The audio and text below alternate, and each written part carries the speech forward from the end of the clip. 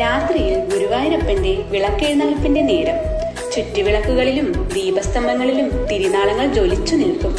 അത്രയും പ്രഭയും ചൊരിയണമെങ്കിൽ 10,000-ലേറെ തിരികൾ കത്തിക്കണം.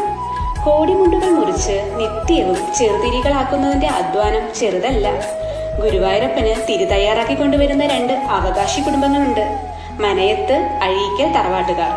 4-3 ഭാഗം മനയത്തുകാർക്കും 1 ഭാഗം അഴീക്കൽക്കാർക്കുമാണ് അവകാശം.